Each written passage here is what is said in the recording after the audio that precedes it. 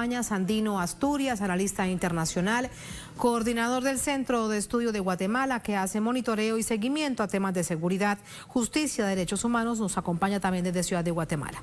Sandino, qué gusto, ¿cómo estás? Muy buenas noches. Igualmente, un abrazo, Tatiana. Muy bien, aquí estamos. Muchas gracias. Parte de la reflexión final con nuestra compañera de labores, Verónica, la convierto en pregunta a Sandino. ¿Hay una estrategia política por parte de todos estos partidos para que no se den los resultados de las pasadas elecciones? Correcto. Mira, lo que establece un contexto válido es entender que la institucionalidad fue cooptada en los últimos años por estas fuerzas de derecha que hoy fueron derrotadas en la elección. Por lo tanto, lo que estamos viendo es una reacción de la derecha y de sus instituciones cooptadas, que no quieren aceptar los resultados.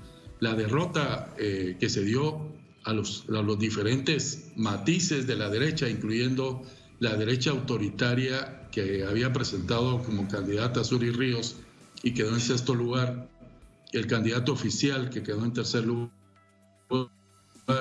y los demás versiones, hasta la moderna de la derecha, lo que ha ocurrido es que están intentando llevar esa cooptación de las instituciones para no aceptar el resultado. O sea, es una manera, se ha dicho mucho que se ha judicializado la política, y como ellos tienen en sus manos a las cortes, y aquí lo que se pide es que las decisiones las toman en urnas y no en cortes. La ciudadanía dio un respaldo fundamental a las fuerzas progresistas y un rechazo total a las derechas. Esto tiene una implicación enorme para el país, y las derechas en general lo que hacen cuando pierden es arrebatar. Están utilizando esa institucionalidad cooptada, intentando revertir o retardar los resultados, pero es inminente. Se habla que hoy a las 12 de la noche van a tener que dar los resultados. Ya se acabaron los recursos, ya se acabó toda esta historia de seguir retrasando los resultados oficiales, y esperamos que la conferencia de prensa de las 12 de la noche finalmente tengamos oficializados los resultados. Ha habido una estrategia de la derecha de hablar de fraude, de hablar de que sus candidatos son los que ganaron, y teniendo ellos cooptado las instituciones se ve muy, muy improbable. Por lo tanto, lo que estamos enfrentando y la ciudadanía está enfrentando es que se respete el voto, se respeten las urnas, y que no se sigan los procesos de utilización de las cortes para seguir retrasando este proceso. Porque lo que estamos observando, Sandino, es que pusieron en serios aprietos a tres cortes: al Tribunal Supremo Electoral, a la Corte Suprema de Justicia y a la Corte de Constitucionalidad.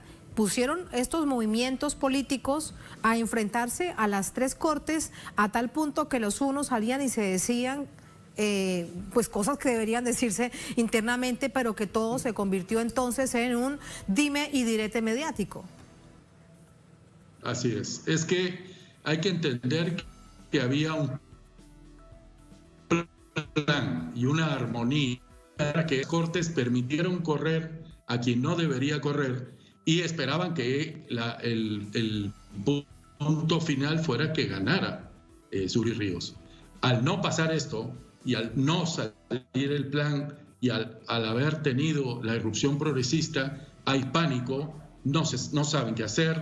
La primera reacción es desconocer las elecciones y empezar a retrasar con todos estos procedimientos judiciales a partir de las cortes.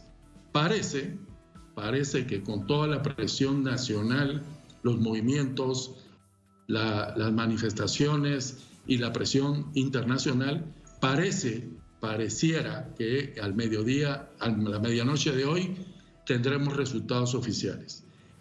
Pues si esto ocurre, significa que van al plan B.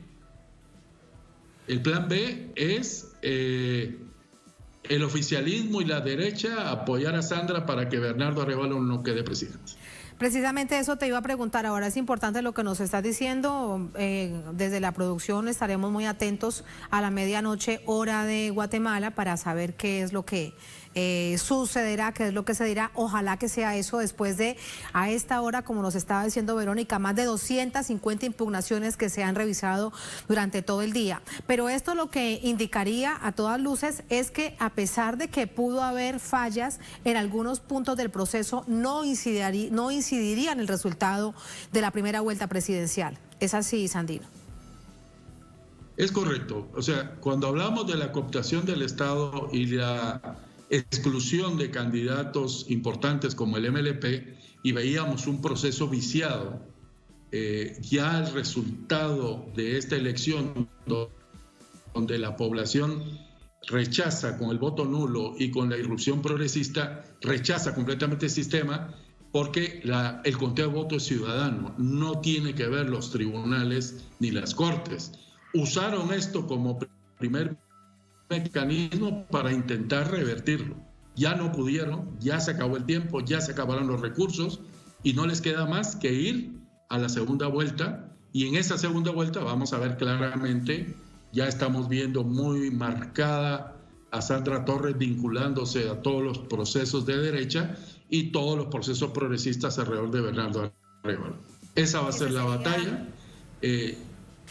Ese sería el plan B. Ese sería el plan B de las derechas. Subirse entonces en la campaña para que gane Sandra Torres, que entre otras cosas, ella es también parte del ejercicio de la derecha del país. Lo que llama la atención es por qué después de la primera vuelta no se subieron directamente, y haber evitado tal nivel de desestructuración y de desconfianza de cara a la segunda vuelta presidencial. Exactamente. Y normalmente lo que ha ocurrido en dos elecciones anteriores es que Sandra Torres pierde las segundas vueltas. Ya es tercera vez que va a la segunda vuelta. Sin embargo, ahora sí tiene el apoyo oficialista, el apoyo de las derechas, de los grupos empresariales, que al no poder dar el golpe electoral que planearon, entonces irán a las elecciones intentando preservar lo más posible el poder de la derecha. Pero eso está por verse, porque la irrupción progresista parece que es imparable. Sí, eso es un punto también para analizar. Ahí teníamos las imágenes de esta figura además desconocida de Bernardo Arévalo del movimiento Semilla. Ahí está, durante todos estos días, con toda su organización política, pues extremadamente preocupados por lo que ha sucedido. ¿Pero qué crees que se necesite para que él gane en primera vuelta? Sí, yo creo que la suma del el voto nulo, que fue el mayoritario, más la opción progresista, el rechazo al gobierno, el rechazo a las derechas, a todos los tipos de derechas, creo que es inminente una victoria progresista. Van a hacer todo lo posible, van a poner todo el dinero para evitarlo, pero creo que la sociedad, que es la que ha cambiado, la sociedad quiere una persona honesta, que se luche contra la corrupción y que haga un proceso progresista a favor de la gente, a favor de la mayoría, que es lo que necesita Guatemala. Muchísimas gracias, Sandino, por tu análisis siempre, por atender nuestro llamado y por contarnos lo que pueda suceder hoy a la medianoche hora de Guatemala. Estamos pendientes. Muchas gracias. Buenas noches. Buenas noches, Tatiana. Buenas noches, muchas gracias. Así va.